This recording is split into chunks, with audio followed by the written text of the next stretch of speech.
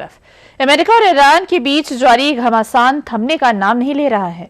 हर रोज खबरों की हेडलाइन एक नई दास्तां लेकर आती है। इसी कड़ी में अमेरिका ने ईरान पर एक और बड़ा हमला कर दिया है। साथ ही ट्रंप ने युद्ध को लेकर एक और बड़ा बयान दे दिया है। देखिए इस रिपोर्ट में।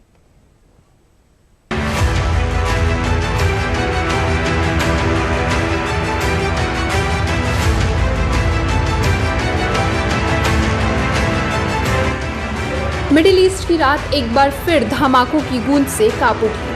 आसमान से बरसती मिसाइलें, ड्रोन की गूंज और समुद्र के रास्ते बढ़ता सैन्य दबाव।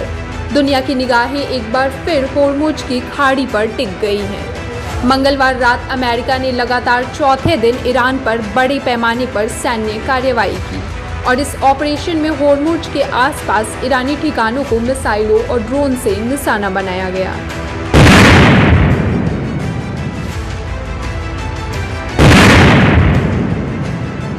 अमेरिका ने मंगलवार रात लगातार चौथे दिन ईरान पर हमले किए। अमेरिकी सेंट्रल कमांड के मुताबिक करीब 7 घंटे तक ऑपरेशन चला, जिसमें होर्मुज स्ट्रेट के पास ईरान के मिसाइल और ड्रोन ठिकानों पर हमले हुए। नौसैनिक संसाधनों और कोस्टल डिफेंस सिस्टम को निशाना बनाया गया। उधर IRGC ने दावा किया कि उसने जवाबी कार्रवाई में बहरीन, कुवैत और जॉर्डन में अमेरिकी सैन्य ठिकानों पर हमले किए। IRGC ने बहरीन के अमेरिकी 5th फ्लीट बेस और जॉर्डन के अर्जाक एयर बेस को निशाना बनाने का दावा किया। अमेरिका और ईरान के बीच जारी यह गतिरोध युद्ध समाप्ति की आशंका तो खारिज कर ही रहा है, साथ ही युद्ध की विभीषिका की ज्वाला को और तेज कर रहा है, जिस बात को अमेरिकी राष्ट्रपति डोनाल्ड ट्रंप के इस बयान ने पुख्ता कर दिया है। I would do that. Do you anticipate that the strikes were seen this week against Iran will expand? Are you considering hitting energy targets or other locations inside of Iran? I'll save the energy targets for last, but ultimately we'll hit energy targets, yeah. But we're going to hit them very hard tonight. We're going to hit them very hard tomorrow night. We're going to hit them very hard the night after. And then next week it gets really bad for them because next week comes the power plants. Next week comes the bridges. We're going to knock out all their power plants. We're going to knock out all their bridges unless they get to the table and negotiate. Middle east में छिड़ी इस जंग की जड़ें सिर्फ मिसाइलों और सैन्य हमले तक सीमित नहीं है, बल्कि इसकी शुरुआत उस परमाणु कार्यक्रम को लेकर हुई थी जिसे लेकर सालों से दुनिया 2 खेमों में बटी हुई है। ईरान इसका सबसे बड़ा उदाहरण है। हर रोज अखबारों की सुर्खियों में ईरान और अमेरिका की जंग को लेकर एक नई दास्तान बढ़ती है। कभी युद्ध समाप्ति की खबर तो कभी सैन्य हमले की।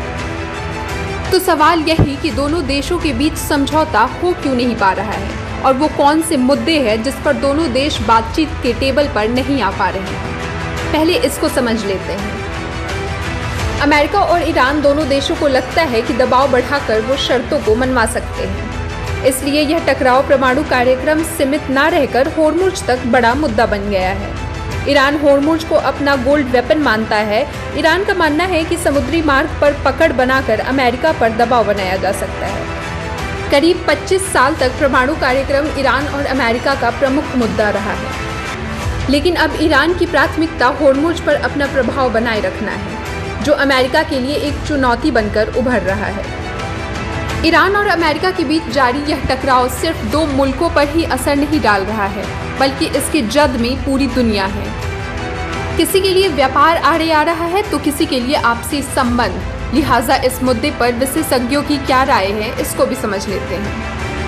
The escalation of the conflict between America and Iran, I think, is going to get even more intense.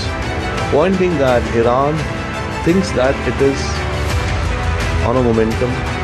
It has an upper hand in this overall war against America. And also the last week funeral procession of Ayatollah Khamenei has kind of served as a mandate.